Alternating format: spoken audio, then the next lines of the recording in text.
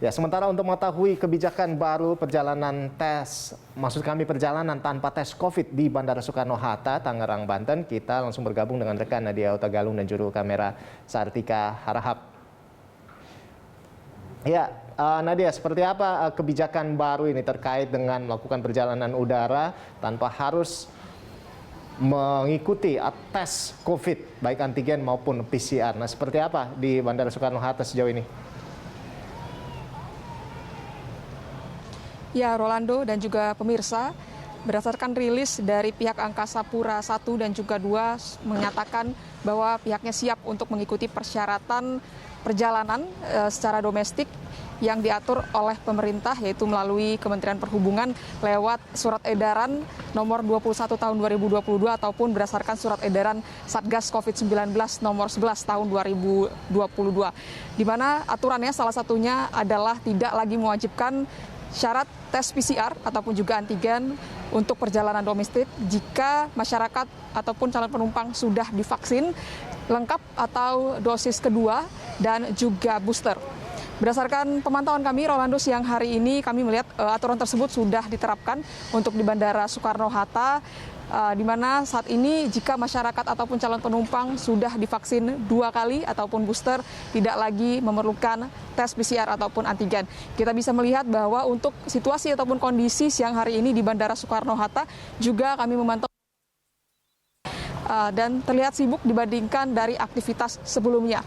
Namun kami berbincang juga dengan penumpang bahwa memang masih ada yang belum tersosialisasi sehingga masih ada calon penumpang yang sudah terlanjur mengikuti tes PCR ataupun antigen karena belum mengetahui aturan yang sudah berlaku atau sudah diberikan oleh pemerintah sejak 8 Maret kemarin. Sementara itu, Rolando dan juga pemirsa, jika kita melihat dari surat edaran Kementerian Perhubungan nomor 21 tahun 2022, dikatakan bahwa untuk pemeriksaan persyaratan perjalanan ini dilakukan dengan menggunakan aplikasi Peduli Lindungi. Sehingga dilihat melalui aplikasi Peduli Lindungi, yang pertama aturannya seperti yang tadi kami sebutkan, bahwa jika masyarakat sudah divaksinasi lengkap atau dosis kedua ataupun juga booster, maka tidak memerlukan tes PCR atau antigen. Kemudian yang kedua, jika calon penumpang tersebut belum divaksin atau hanya divaksin dosis pertama, maka masih diwajibkan untuk memiliki hasil tes PCR dengan masa berlaku 3 kali 24 jam dan juga untuk antigen sendiri 1 kali 24 jam. Selanjutnya, bagi masyarakat atau calon penumpang yang memiliki penyakit bawaan ataupun juga komorbid sehingga tidak diizinkan untuk divaksinasi, maka juga tetap diwajibkan untuk memiliki tes PCR dan juga antigen dengan masa berlaku yang sama, PCR 3 kali 24 jam dan juga antigen 1 kali 24 jam. Sementara untuk anak-anak usia di bawah 6 tahun, ini harus dengan pendampingan orang tua dan harus tetap menerapkan protokol kesehatan dengan ketat. Rolando, sementara kembali ke Anda di studio. Nah, itu dia, Nadia. Jadi memang sebetulnya kan sudah tidak mewajibkan ya ini untuk melakukan tes COVID begitu, baik antigen maupun PCR. Namun kita tahu bersama COVID masih ada begitu ya, termasuk di bandara juga. Nah, seperti apa penerapan protokol kesehatan dari pantauan Anda di sana sejauh ini?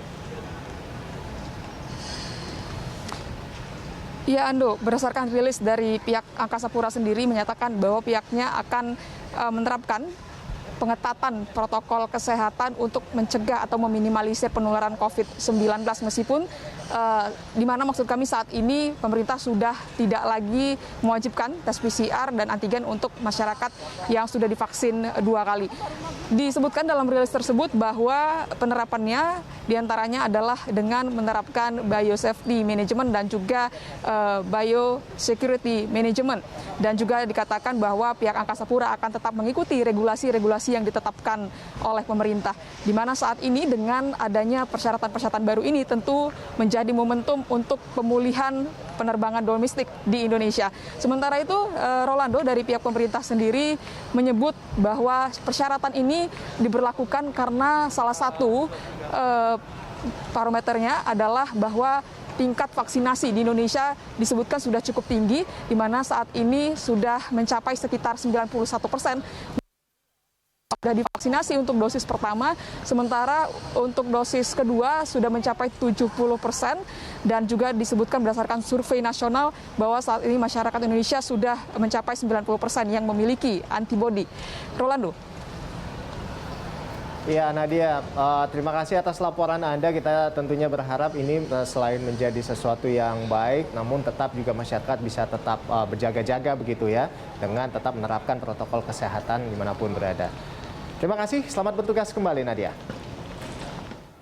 Ya demikian laporan dari rekan Nadia Hutagalung dan juru kamera Sartika Harahap langsung dari Bandara Soekarno-Hatta, Tangerang, Banten.